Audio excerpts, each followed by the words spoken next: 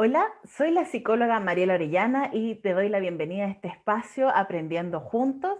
Hoy día estoy con un tremendo invitado, con el psicólogo y ingeniero también civil, Cristóbal Cawap. Él es psicólogo de la Universidad Católica, hoy día cursa un magíster en la Universidad de Chile y nos va a hablar de un tema muy interesante, sobre todo en la actualidad, que es el duelo y la melancolía. ¿Cómo la podemos vivir? ¿Qué herramientas podemos tener? ¿Verdad? ¿Cuál es la diferencia entre estos dos estados? Así es que no hago más preámbulo y doy la entrada a Cristóbal. ¿Cómo estás, Cristóbal? Muy bien, Mariela, muy bien. Muchas gracias por la invitación. Ojalá que se encuentren todos bien en la casa. Es un tema, el día de hoy es un tema que es delicado, pero es bien atingente a la situación que estamos viviendo, ¿no es cierto? Y generalmente hay mucha resistencia a hablarlo porque es muy doloroso, pero bueno, lo que decimos los psicólogos es que justamente eso es lo que hay que hacer con lo doloroso, ¿no? Hablar, Exacto. Poder efectivamente. conversarlo, poder enfrentarlo, sí, exactamente. Cristóbal, gracias también por haber aceptado la invitación. Y cuéntanos, ¿cuál es la definición de duelo, de melancolía? ¿Cuál es la diferencia?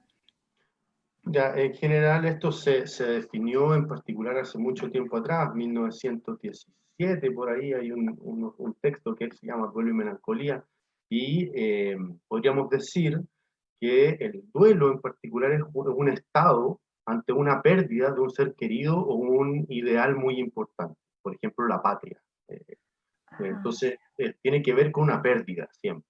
Y se manifiesta a través de la pérdida del deseo, de las ganas, por ejemplo, mucha desmotivación, pérdida de la capacidad para amar, a uno no le termina de interesar eso, y mm, hay una pérdida de interés en el mundo. También hay una pérdida de interés en el trabajo, que es muy común en el duelo. Y se puede decir que en el duelo la energía psíquica se mueve de un objeto a otro gradual y lentamente, muy lentamente, ¿no? En cambio, la melancolía, para ya. diferenciarlos al tiro, es muy parecido, es exactamente igual, también se manifiesta un estado ante una pérdida, con todos los puntos que yo nombré recién, la pérdida del deseo, la capacidad de amar, la pérdida de interés del trabajo, pero además hay una rebaja del sentimiento de uno mismo. Hay autorreproches, hay mucha culpa, un sentimiento muy intenso de culpa. Y lo que pasa en la melancolía es que es un estado un poco más que tiende a autoperpetuarse. O sea, es un estado muy autorreferente, la energía psíquica no se mueve hacia otro objeto tan fácilmente, sino que uno está como pegado en lo que es autorreproches, en reprocharse mucho cosas a uno mismo. Tiene más que ver con lo que hoy día llamamos como estados depresivos. Ah, eso te iba a preguntar, como tiene más que ver con la distimia, con una forma de ser un tanto depresiva, como algo muy persistente. Hay una distinción que puede tratarse más de una forma de ser, efectivamente, pero también uno puede hablar de estados melancólicos. Entonces, ya no tiene que ver tanto como la forma de ser, sino que tú puedes efectivamente incurrir en estados melancólicos por una pérdida que te afecta de una manera distinta como te afectaría un duelo, por decirlo de alguna manera, entre comillas, normal. Perfecto, o sea, puede tener un inicio y un fin el estado melancólico también, así como el Exactamente, duelo. sí, Perfecto, puede tenerlo. Depende siempre de ya. la persona. Y ahí, Cristóbal, por ejemplo, cuando hay un duelo, ¿verdad? Pero la persona se siente responsable, por ejemplo, de la muerte de un familiar en que se siente culpable y siempre se pregunta por qué no hice más, ¿verdad? Queda como una deuda un poco en el momento de la despedida. Mm. ¿Estaríamos hablando de un duelo o de algo más bien de melancolía? La verdad es que todo depende de lo que dices tú, como si es que esa energía es capaz de ir gradual y lentamente moviéndose, o si es que es alguien que, o sea, el estado más bien, se trata de algo en lo que hay una repetición, como una reverberación de los pensamientos en torno a lo que pude haber hecho, la deuda, la culpa que siento, eh, pero eso puede tener más que ver también con cómo se manifiesta el duelo o la melancolía dependiendo de la relación que había con eso perdido. Se dice muchas veces que en la melancolía no se sabe lo que se perdió, O sea, es un Mm, estado en que inconscientemente no se, hay una pérdida, pero no se sabe de qué, y el trabajo elaborativo, digamos, o psicológico, es poder develar qué es lo que efectivamente se perdió. De repente es un ideal, un lugar en la familia, una dinámica, no necesariamente esa persona que se pierde, ¿no?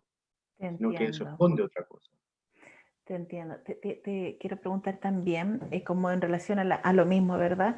Cuando hay personas que tienen una historia de infancia quizás un poco traumática y que luego tú las ves ahora adultos y tienen una autoestima muy baja y siempre se sienten un poco responsables y se denigran en su autoconcepto. Ahí también estaríamos hablando como en algún enlace de la melancolía con la historia traumática, ¿puede ser? Podría darse efectivamente, como dices tú, o sea, si hay un evento traumático en la infancia y en la subjetividad de la persona, lo que ocurre es que hay una tendencia siempre al autorreproche, o sea, Mm. eso da cuenta de lo que decías al principio, como una forma de ser más melancólica, que tiene más, Ah, está más implicado en la... Yo no trabajo mucho con las nociones de personalidad, pero algo de eso se puede decir. Yo no diría como una personalidad depresiva, porque no es mi forma mucho de verlo, sino una subjetividad que sí tiende hacia lo melancólico, que es como esta reverberación del autorreproche y que ante cualquier pérdida puede que se reactive. De hecho, es muy común. perfecto, te entiendo. Cristóbal, ¿qué sería el duelo a nivel cultural, verdad? De ceremonia, de rito. Eso es un tema muy rico, muy interesante también, porque si bien el duelo se inserta dentro de lo que son los ritos, entonces los ritos ancestralmente, antropológicamente, tenían que ver con eventos que dan cierta significación a nuestras experiencias Claro. y por medio de los símbolos. Entonces también regulan las relaciones de los hombres con lo mistérico y lo sagrado. Entonces, tienen también un tema en que hay una cohesión del grupo, se construye la identidad. Eso es en términos de los ritos en general, ¿ya? Claro. Pero el rito funerario en particular es súper interesante y es muy importante porque implica que un tercero tiene que certificar el pasaje del mundo de los vivos al mundo de los muertos. Esto es desde la visión antropológica, Antropológica, te entiendo. también tiene varias características. Se marca una transición de una vida a otra, se manifiestan también, y esto yo creo que es muy importante psicológicamente, que en el rito funerario se hacen presentes y se manifiestan las reacciones diversas de todos los integrantes. O sea, ahí se manifiesta el llanto, se manifiesta la pena, se manifiesta la rabia a veces. Mm, Incluso hay momentos en que hay un poco de risa, uno puede verlo en los velorios, en los funerales, ¿cierto? Entonces se manifiesta una gama de emociones que es muy amplia, se definen como ceremonias comunitarias. mm. Incluso más allá, se podría decir que lo que se pensaba del rito funerario es que había cierta manipulación del más allá y que se pensaba que que el realizar el rito influía en el destino de las almas. O sea, Ah, que era mira. efectivamente Por eso es tan importante la ceremonia del rito y la ceremonia funeraria que hoy día está siendo tan difícil de llevar a cabo y tan polémica, ¿no? Con lo que hemos visto de lo que ha pasado. Exacto. Y hoy con esta pandemia en que hay normativas que nos impiden ir en masa, ¿verdad? Apoyar. Porque además que en los funerales, ¿verdad? Como tú bien dices, cada uno tiene su expresión emocional. Hay algunas clases sociales y hay algunas familias también, ¿sí? En que uno ve distintas expresiones emocionales. De pronto ve gente que se tiende a inhibir un poco más de la emoción, de la pena, ¿verdad? Y hay otras personas que tienden a ser un poquitito más expresivas y quizás es mucho más sano también poder hacer la descarga emocional, Mm. ¿verdad? Sí, Sí, es súper interesante eso, en el sentido de que depende mucho de como la microcultura que hay en cada familia. Hay como, tal cual como dices tú, hay ciertas familias, cierto tipo que incluso a veces se separa por estrato socioeconómico o se ha visto como estudios que hay estratos que tienden a ser mucho más reservados con respecto a los duelos, nadie mm, muestra la emoción, claro. está como mal visto, ¿no es ¿cierto? Como que se muestre mucha emocionalidad. Y hay otras familias, otros sectores donde es al revés, donde ese es el momento justamente para lo que conversábamos hace un minuto, como de efectivamente mostrar y expresar toda la emocionalidad que se pueda. O sea, a la gente que se ve que hay llanto, que se arrojan arriba de los féretros, ¿no? Como con claro, mucha pena, ¿no? sí. Eh, entonces depende mucho de la cultura, como la microcultura, diría yo. No hay una receta, sino que depende mucho de esa familia, cómo resuelven ellos los conflictos en particular. Sí, exacto. Mira, qué bueno que tú lo planteas así, porque de pronto existe un poco la fantasía de creer que mi realidad es la mejor, sí, es la más sana, la más adecuada, y cuando hay familiares en que alguno quizás no se vivió tanto las emociones, por el motivo que sea, a veces tiende a ser criticado, ¿sí? O también hay familias en que el que se vive la emoción también es criticado y le dicen, oye, pero modérate, ¿verdad? Y qué Ah, bueno poder legitimar, ¿verdad? La autenticidad de cada uno también. eso yo creo que es súper importante. Mi orientación, por lo menos, es la de ver el caso a caso, muy singularmente. Si bien hay ciertas nociones generales, ¿no? Eh, de cómo reaccionar, de qué cosas se pueden hacer para ayudar en términos de lo que es un proceso de duelo, yo creo que la orientación, la que realmente rescata como la singularidad, es esa, la orientación del uno a uno, que cada caso, cada familia, incluso cada sujeto tiene su Cada forma de persona lidiar. es tal cual, qué bien. Oye, Cristóbal, y cuéntame, en este contexto, ¿verdad? Que estamos un poco delicados, como venía diciéndote hace un ratito, en que hay normativas que no nos dejan salir, ¿verdad? Ir a un funeral en masa como antiguamente lo hacíamos. Sí, ¿cómo enfrentar el duelo en este contexto?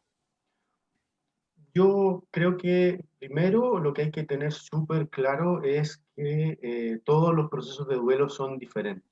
Para cada persona son súper distintos. Entonces, de repente se ha hablado en la literatura de, por ejemplo, plazos de duelo.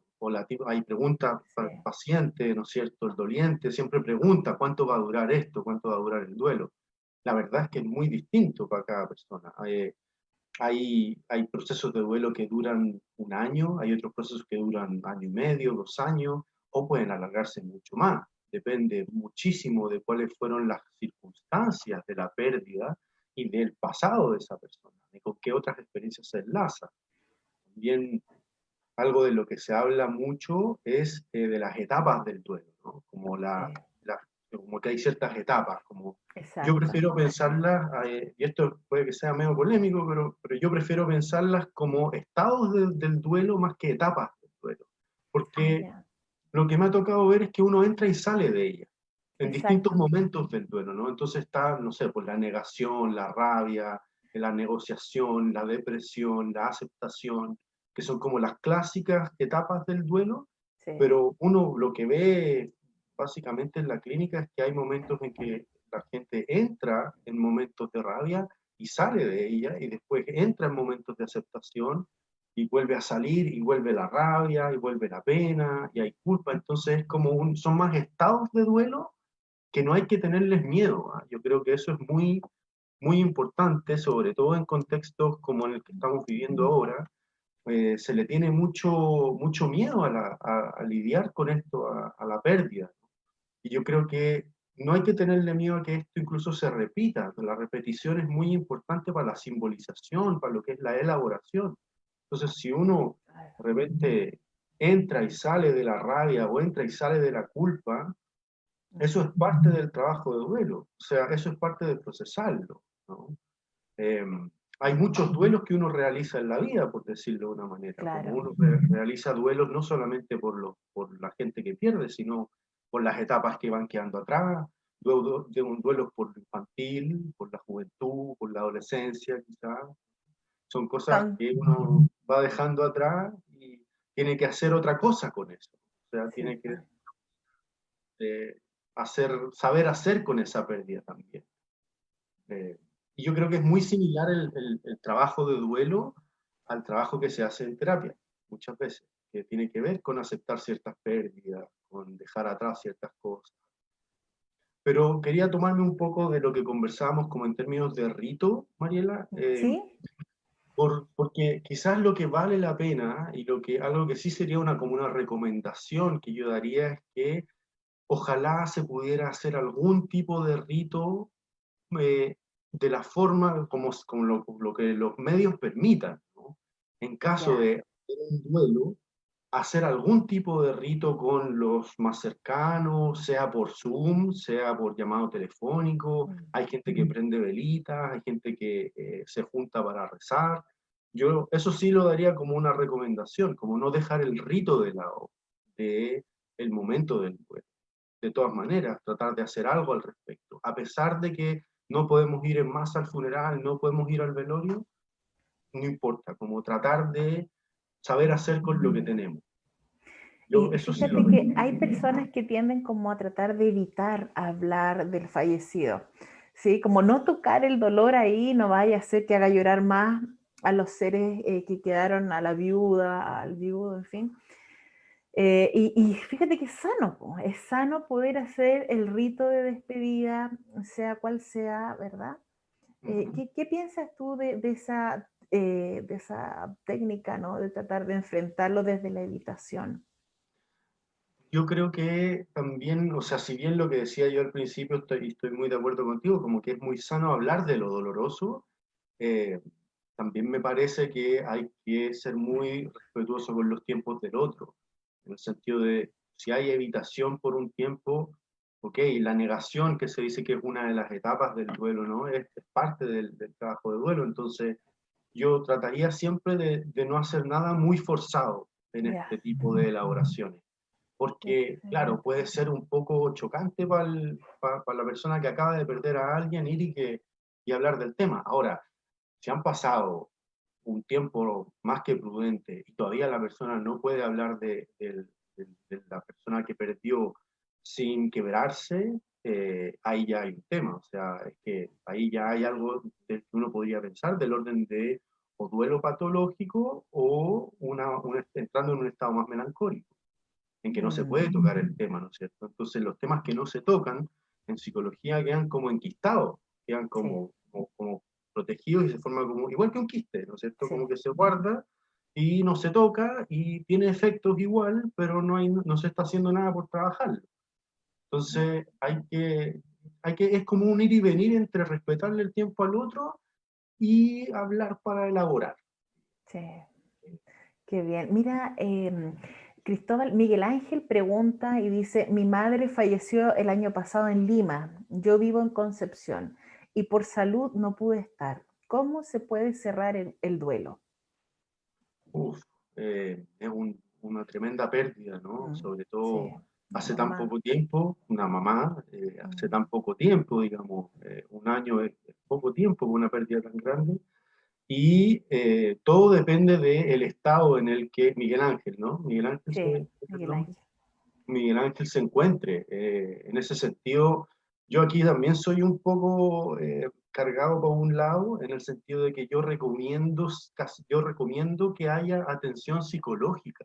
O sea, que la Ya, gente cuando ha perdido a alguien, en lo posible, ¿no? Dentro de lo posible económicamente, físicamente, en términos de tiempo también, pero si es que se puede, que ojalá esto se consulte con un profesional. O sí, sea, que haya una elaboración con un otro, porque como decíamos en términos de lo que es el duelo culturalmente, se necesita de un tercero para que no es solamente entre la persona que perdió a alguien y el perdido, sino que se necesita de un tercero que certifique ese rito de pasaje, ¿no?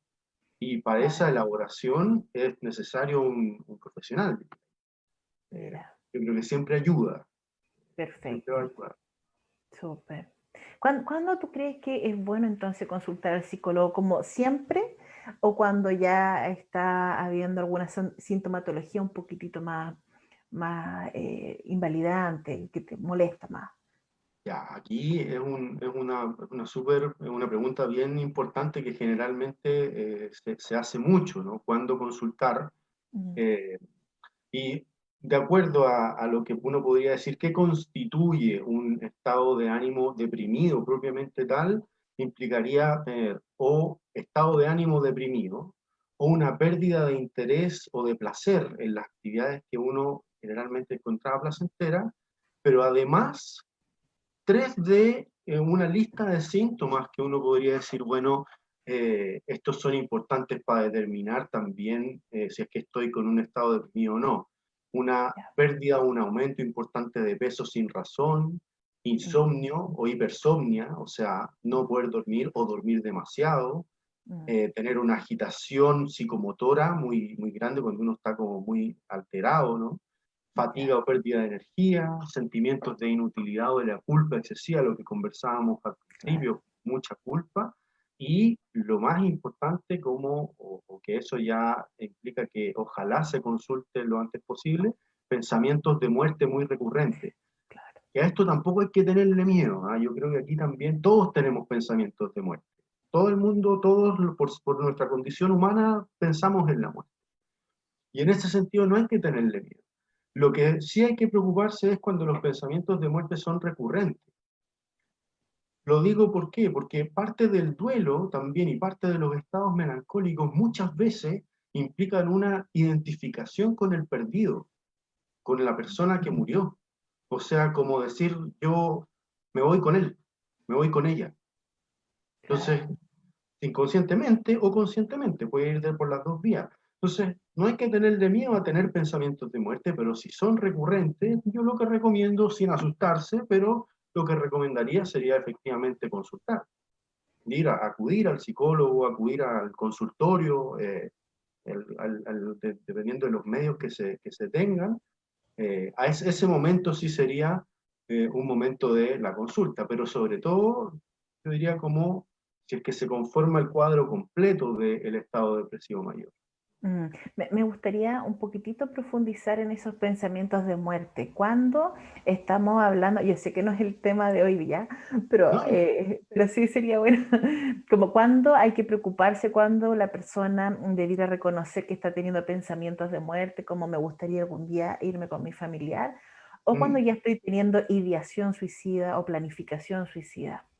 justamente, eso es lo que marca la diferencia entre lo que podríamos decir la gravedad. O sea, una cosa es tener pensamientos de muerte, me gustaría irme con mi familia, o irme con él, irme con ella, a quien perdí, o qué pasaría si yo me muriera, eso es una cosa, y lo otro es pasar ya a lo que es la planificación suicida, o sea, ya tener más o menos el plan hecho o haber pensado mucho en las herramientas de cómo yo lo haría, eh, Mm, cómo lo llevaría a cabo. Eso implica que ya estamos dando un paso más allá.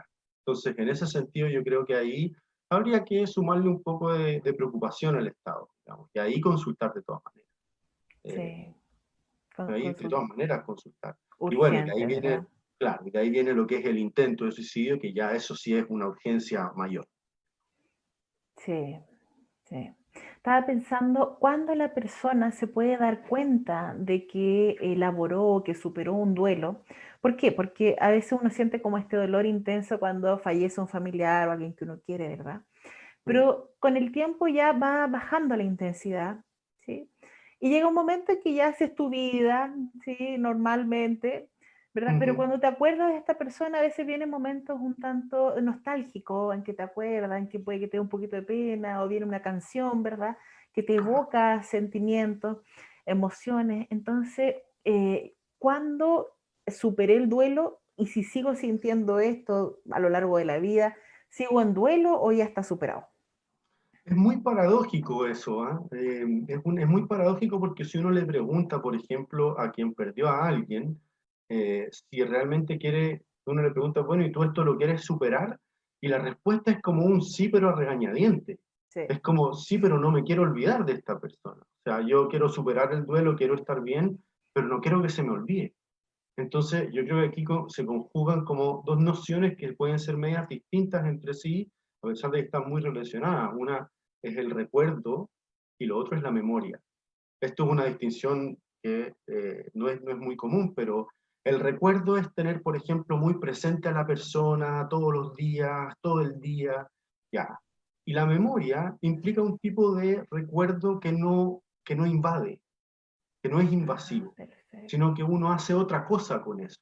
como decías tú, probablemente como en las pérdidas, esto viene como en oleaje, es como vienen olas, ¿no es cierto?, de mucha pena, de mucha tristeza. Al principio es como estar en una tormenta, es como que vienen el oleaje de la tristeza, viene por todos lados.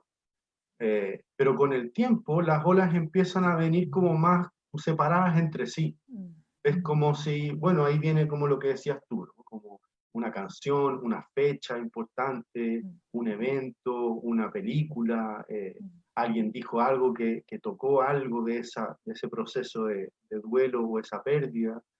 Y de a poco, como lo que se empieza a hacer ahí es como, bueno, a elaborar y a darle un lugar en el entramado, un lugar a la pérdida en el entramado psíquico, que tiene que ver con la noción de elaboración, con lo que es elaborar, que implica como hacer, como apropiarse un poco de eso, como decir, bueno, esto es parte de mi historia y esto me permitió hacer otras cosas, lo cual es súper difícil de hacer en un primer momento. O sea, imagínate pensar como esto que fue tan doloroso, yo estoy diciendo que me permitió hacer otras cosas, puta, me lleno de culpa.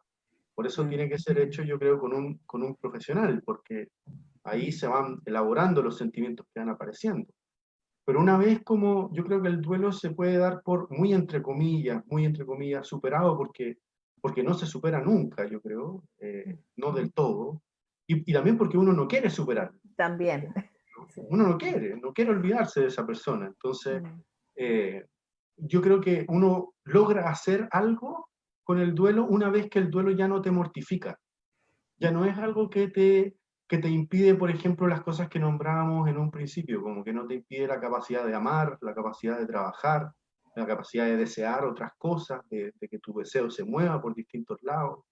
Eh, Me parece que ese es un momento donde tú puedes decir como, como ya di un paso adelante, como sin olvidarlo, esto es parte de mi historia, lo voy a cargar siempre, pero di un paso adelante. ¿No? Sí. ¿Sabes qué interesante lo que tú mencionas? Porque, bueno, yo trabajo con trauma, ¿sí? Y con MDR. Entonces hay muchas personas que me piden no quedar con perturbación cero, sino que quieren un poquitito de perturbación mantenerla. Mm, Y mientras tú conversabas, yo pensaba en para qué servirá retener un poquitito del dolor, ¿sí? mm. Y puede ser que sea como una forma para honrar a mi ser querido que partió, pero también como para tener una pequeña alerta de que me haga acordarme, ¿verdad? De poder disfrutar la vida, de poder disfrutar a los que sí se quedaron, como ver un poco la vulnerabilidad de la vida también. ¿Qué piensas tú? Efectivamente. O sea, totalmente de acuerdo. Imagínate, yo creo que, lo que yo he visto en clínica, por lo menos, es tal como dices tú, es como, pero es que yo no me quiero olvidar. Entonces hay un conflicto y es como, quiero que se me pase, pero no quiero olvidarlo. Entonces llegar al estado de perturbación cero es un estado también inerte, ¿no? Un estado de que no hay estímulo. Y eso puede ser de alguna forma muy mortificante, muy estancador, te puede estancar mucho. Versus que haya un poquito de dolor. Hay una noción que uno dice como que la satisfacción mata al deseo. Entonces, que quede un poquito faltando, Claro, que duele un poquito, porque eso te permite moverte y te permite hacer algo con ese dolor, que es un dolor que, a propósito de los procesos de duelo, se vuelve tuyo, se vuelve tú como una parte de tu historia, una parte de lo que tú eres, por decirlo así.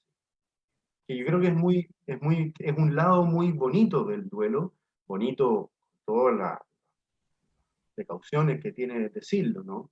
Pero es como el hacer algo con la pérdida, es como el poder lograr otra cosa a partir de algo muy doloroso. Sí. Cristóbal, ¿tú crees que la explicación que alguien se da de la vida después de esta vida terrenal, ¿verdad?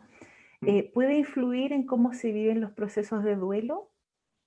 Uf, absolutamente. O sea, para mí, creo que, mi opinión, creo que es un recurso, pero es mucho más que un recurso, el hecho de creer en una vida más allá Mm, de esta vida.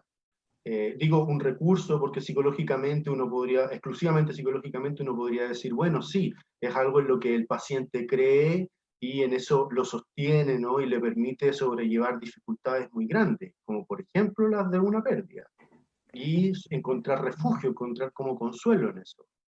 Pero digo que es más que un recurso porque yo creo que no es solo eso, sino que da de alguna manera un sentido a la vida.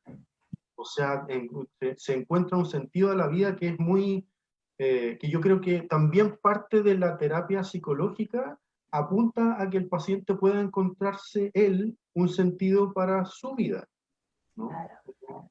Que de alguna forma pueda como llegar a decir, bueno, yo vivo por esto y mi vida es buena y es bonita por esto. Entonces, alguien que tiene una creencia en algo superior y que llega con bastante de ese camino andado, Sí, yo creo que de todas maneras es una muy grande, una muy sí. gran ventaja.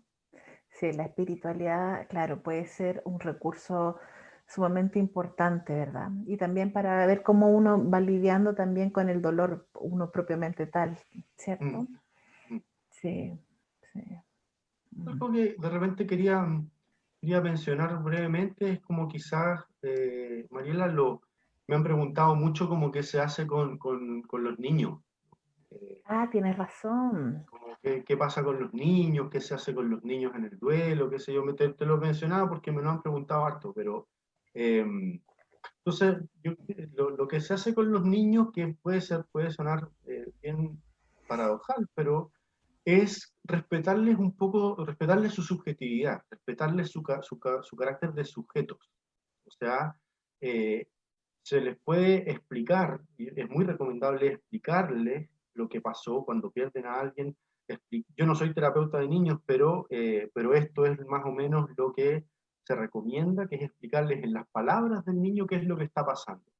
La tía que muere, qué sé yo, bueno, se fue al cielo, lo que es estar enfermo, ¿no es cierto? Que estar enfermo no siempre es lo mismo que morir, o que irse al cielo, o que está descansando, y hacerlos partícipes del proceso de duelo, o sea, del velorio, el entierro, hasta donde ellos quieran.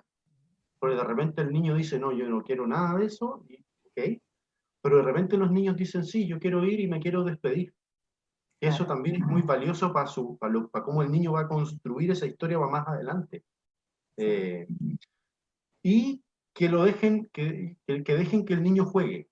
Y aunque el juego pueda ser medio polémico, medio incluso que llame mucho la atención.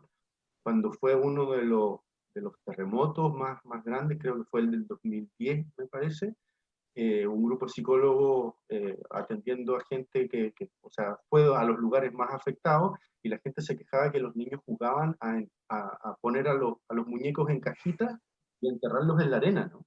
Y Mira, los adultos estaban muy preocupados. Y ahí lo que se les dijo es como, déjenlo jugar a eso porque el niño elabora jugando. jugándose. Entonces el niño lo que está haciendo está elaborando por medio de jugar, aunque para adultos esto es muy chocante, ¿no? Entonces, Sí. era bien, llama mucho la atención. Tienes razón, ¿no? Y a veces se trata como de aislar un poco a los niños de esta realidad, pero es importante que ellos también tengan una explicación y sepan también que el familiar no es que esté trabajando, no es que va a volver, sino también poder elaborar eso, ¿no? Sí, claro. Sí. Y Cristóbal, ¿qué te parece a ti? ¿Cómo poder hacerlo cuando uno no puede ver al familiar fallecido?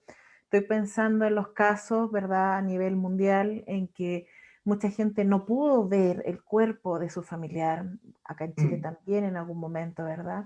mm. Dolorosamente. Y entonces, ¿cómo crees tú que se puede elaborar el duelo? Porque a veces uno necesita ver al familiar, no solamente creer en el médico de que ahí está el familiar de uno. Justamente ahí lo que se ve afectado es uno de lo que podríamos decir como cierto registro nuestro, ¿no? O sea, nosotros registramos la realidad de formas distintas, pero hay un registro que es muy material, que es el registro como de lo que es lo real, en ese sentido, que queda como de alguna manera trastocado, porque no pudimos justamente ver el cuerpo de lo real de la persona que nosotros perdimos, no pudimos verlo a pesar de que sea chocante, a pesar de que sea muy doloroso, es algo como, es un paso que se necesita hacer. Entonces claro, queda netamente como en lo que es simbólico e imaginario. Queda como sin lo que es lo real del cuerpo. Y eso es muy difícil. Eso es muy difícil de elaborar porque no hay nada que lo pueda como reemplazar de alguna manera. Solamente el tema sería como pasar por la elaboración del duelo hasta que llegue un momento eh, o tratar de recurrir a otro tipo de recuerdos reales de la persona. Pero eso es lo más difícil, creo yo, de la situación actual, que se pierde en esto, porque lo que se ha dicho es como que muchas ceremonias se hacen, por ejemplo, poniendo como los celulares o los tablets para que mm, el resto de los parientes pueda ver la ceremonia, ¿no? Eh, y eso es muy, o sea, ayuda, pero sin duda que aquí queda algo como una discontinuidad. Y yo creo que no hay una solución que lo pueda parchar. O sea, probablemente va a ser un duelo un poco más doloroso que si hubiese habido ese contacto con el cuerpo. Es algo con lo que no hay mucho que hacer al respecto, más que sí, la elaboración y la simbolización de la que hemos conversado. sí, sí. Estaba pensando como familia, ¿verdad? Como grupo. Porque de pronto, claro, hay uno integrante que le está costando un poquitito más elaborar el duelo y esa persona puede consultar de manera individual.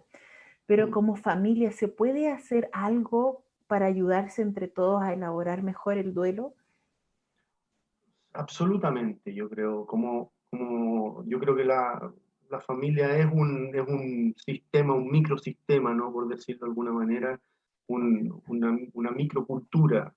eh, y en ese sentido, como si bien respetando los tiempos de cada uno de los integrantes, es muy importante que haya cierto hito conmemorativo por un tema netamente social, de darle un lugar social a lo que pasó. Entonces, una conmemoración, lo que se hace generalmente es como la misa de los 40 días, a veces se hace, yo no me acuerdo si es que en, en, eh, en cuál de las vertientes del cristianismo se hacía, pero por ejemplo también los recordatorios cada un año, eh, siempre la familia va a ser un lugar donde tiene mucho potencial de convertirse en una red. No es siempre así, lamentablemente, pero tiene el potencial de convertirse en una red que puede ser de mucho apoyo para el pueblo. Porque justamente es algo de lo que se necesita un otro. Se necesita como del entorno para elaborarlo, para hacer el rito de pasaje. Claro, claro. Y también como poder comprender que están todos viviendo algo similar, ¿verdad? Ujú, Entonces eso permite apoyarse en el cariño y en fin. ujú. Y volviendo un poquito al tema de la melancolía, ¿sí? Ah, ¿Qué sugerencia? Yo sé que quizás la más adecuada sería consultar a un terapeuta, un psicólogo, para poder quizás elaborarla, ¿no? Pero así una sugerencia que pueda servir algo para poder ayudar a elaborar la melancolía, para poder salir de ese estado. la recomendación número uno está muy relacionada con lo que dices tú en términos del entorno, con las redes.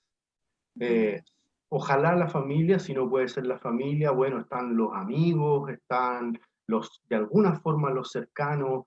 El número uno, factor de apoyo en términos de cuando el estado pasa a ser ya más melancólico, si es que no están las posibilidades o las condiciones para consultar, netamente es la activación de las redes. O sea, hablar con tus amigos, hablar con la familia, contarles, tener a alguien de confianza que sea bueno para escuchar o que esté ahí para ti en general, siempre hay alguien. Uno siempre tiene a alguien, por lo menos a una persona. Y esa sería una recomendación con quien poder hablar del tema. Hablar y hablar, aunque sea, yo sé que es muy repetitivo a veces, y uno se pone repetitivo, pero es por la misma condición, porque la condición misma reverbera y da vueltas y da vueltas. Pero yo diría que la recomendación número uno sería la activación de redes. Perfecto. Mira, Valentina dice, perdí a mi padre hace más de un año. Trato de superarlo, pero no puedo. Siempre lo recuerdo en el mal momento. ¿Cómo lo supero? Mm. Curioso eso es en el mal momento. Claro, cuando estuvo sufriendo probablemente. probablemente.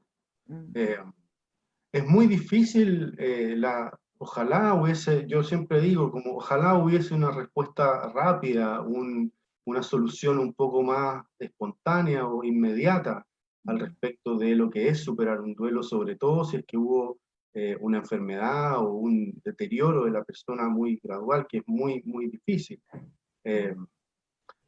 yo creo que lo que es necesario cuando ya ha pasado bastante tiempo es netamente tratar de recordar a la persona en un sentido más global, o sea, y Claro, hacerlo con respecto a las redes, ¿no?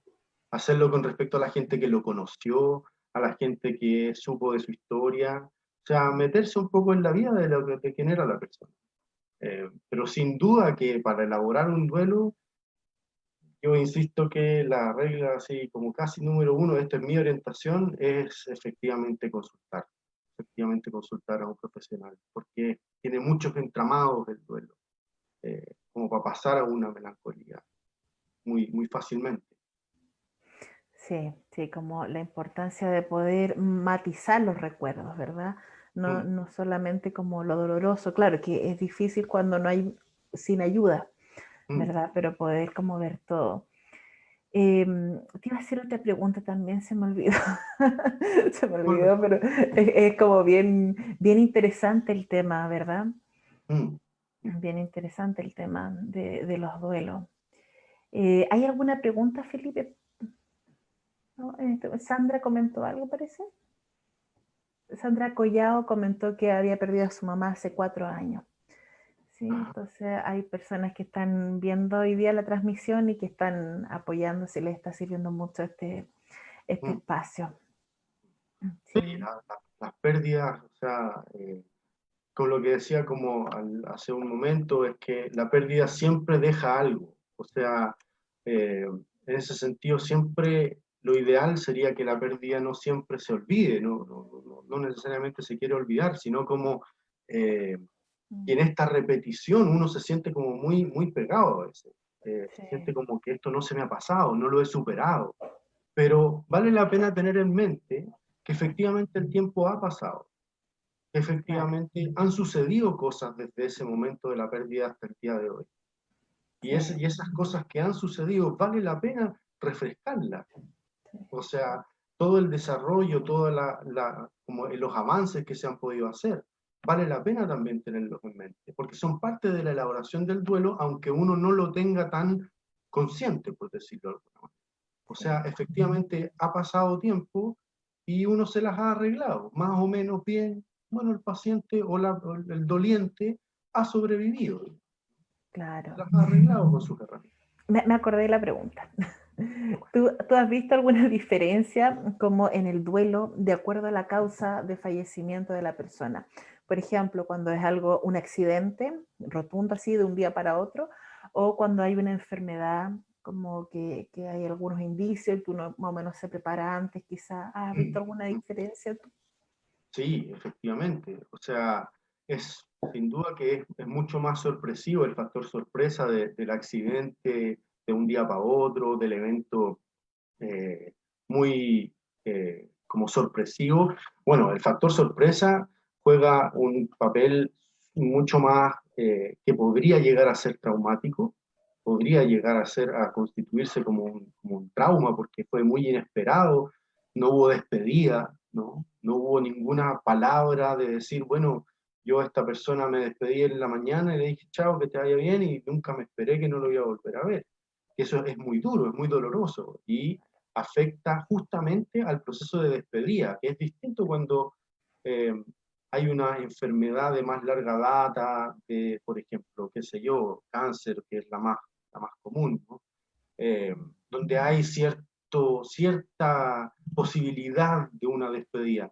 A pesar de que uno cree que siempre va a estar preparado para eso, uno dice como, bueno, esto a uno lo prepara más, no hay nada que te prepare para el momento de la muerte de un ser querido a cabalidad. O sea, va a doler igual, va a ser doloroso, pero sin duda que el efecto sorpresa agrega una potencialidad que se pase como algo más o menos traumático, porque no te lo esperabas, no te pasaste las 1000 películas que se pasó la otra persona que tiene al familiar enfermo, ¿no? ¿Qué voy a hacer cuando pase? Chuta, qué sé yo.